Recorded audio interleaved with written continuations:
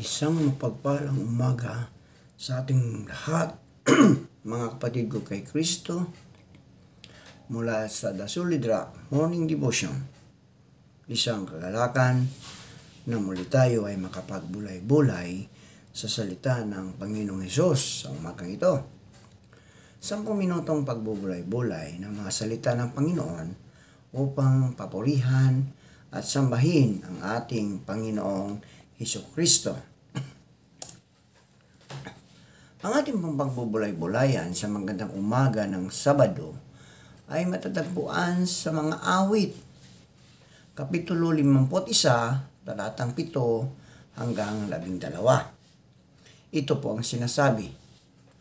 Ako ay linisin, sala ko'y hugasan, at ako'y puputi ng lubos-lubusan. Sa galak at tuha ako ay puspusin. Butong naghihinay, muling palakasin. Ang kasalanan ko'y iyon ang limutin. Lahat kong nagawang masamay, pawiin. Isang pusong tapat sa aking likhain. Bigyan mo, O Diyos, ng bagong damdamin.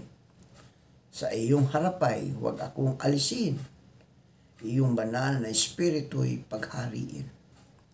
Ang galak na dulot ng iyong pagliligtas, ibalik at ako po'y gawin mong tapat. Salamat, Panginoon, sa mga salita na aming nabasa, Panginoon. Tayo po'y manalangin.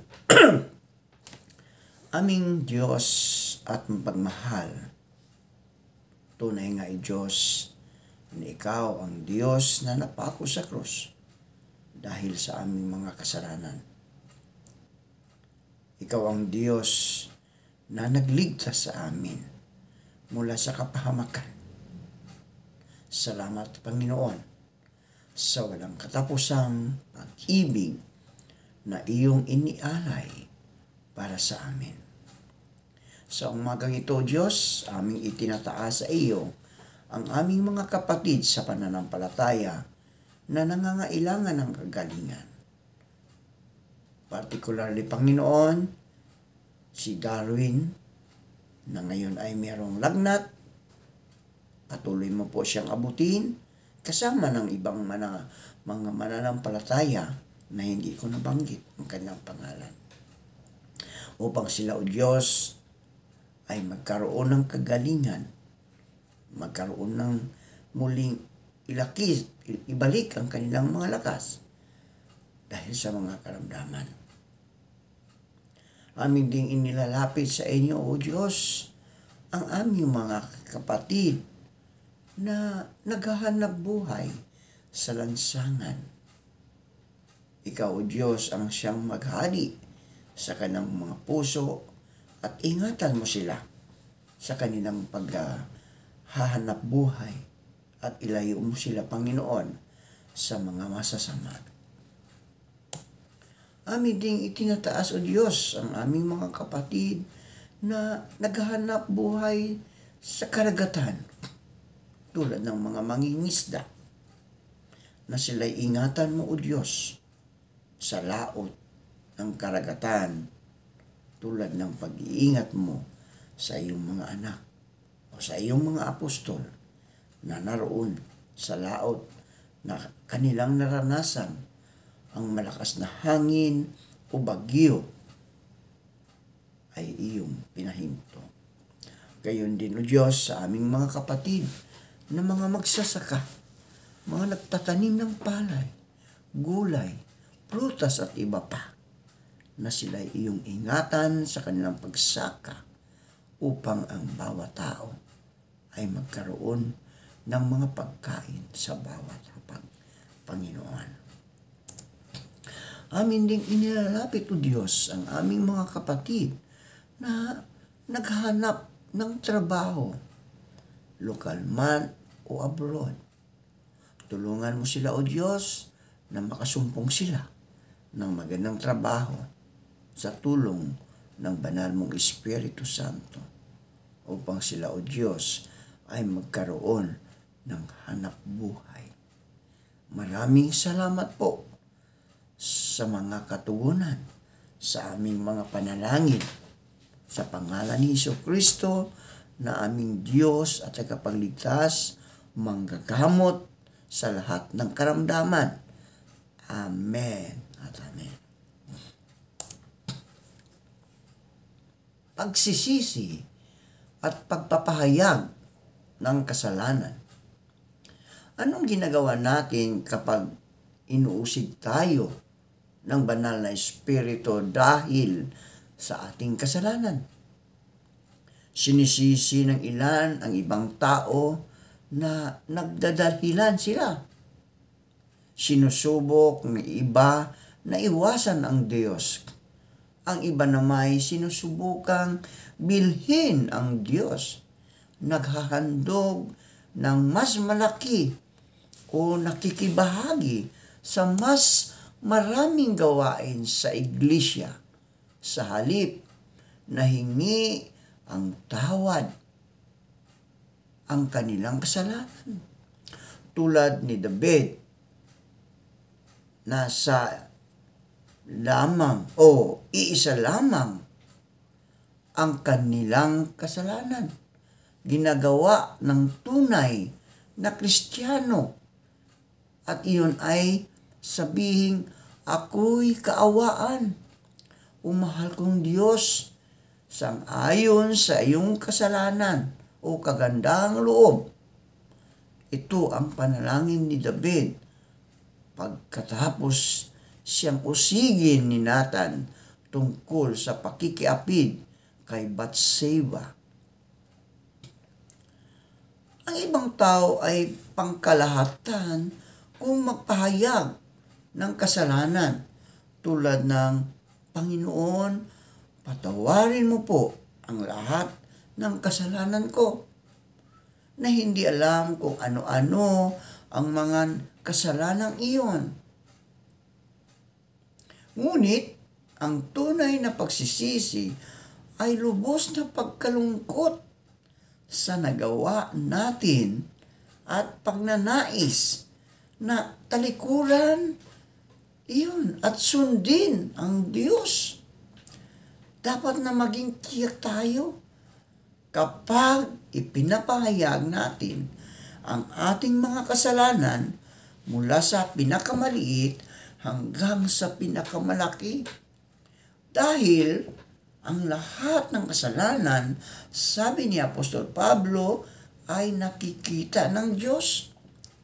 Katulad ng pangangalo niya, karimari-marim na pamumuhay, kahalayan, pagsamba sa Diyos-Diyosan, pangkukulang, pagkapuot, pagkagalit, paninibugho, kasakiman, pagkakabahabahagi, na pagkakampi-kampi, pagkainggit, paglalasing, walang taros na pagsasaya, at iba pang tulad nito.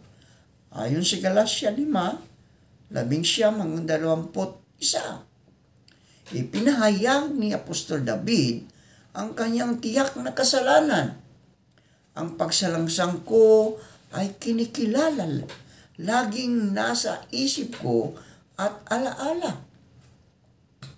Ang pagsisisi ay dapat na humantong sa lubhang pagtalikod sa kasalanan. Kung magkakasala tayo ng paulit-ulit at iniisip natin na hindi na bali, hindi na bali, patatawarin naman ako ng Diyos kapag humingi ako ng tawad. Ginagawa nating katawa-tawa ang kamatayan ni Kristo doon sa krus ng Kalbaryo. Matitiyak ba natin na pinatawad ang ating mga kasalanan kung tunay tayong nagpahayag at humingi ng tawad? Gayon ang pangako ng Diyos sa 1 Juan 1:9. Binayaran na ni Jesucristo ang kaparusahan Binayaran na ni Jesucristo ang kaparusahan para sa atin. Kasalanan. Doon sa krus at ang kanyang katawan ay dinurog at ang kanyang dugo ay nabuhos upang maalis ang ating mga kasalanan. Ito'y dahil sa pag-ibig ng Diyos sa atin. Bakit tayo ganito kamahal ng Diyos? Yun ay hindi natin lubusang naunawaan. Ang Diyos ay tunay na kamangha-mangha, napakabanal, tunay na makapangyarihan, tunay na mapagmahal, tunay na mapagbiyaya. Ang tanging nating magagawa ay tumungo at sambahin siya. May mga kamangha-manghang bagay na nangyayari sa ating buhay kapag pinatawad na ang ating mga kasalanan. Maliwanag na ipinahayag ito ni Apostol David sa awit. Sa awit 51. Sabi sa talatang 7, tayo'y lumilinis.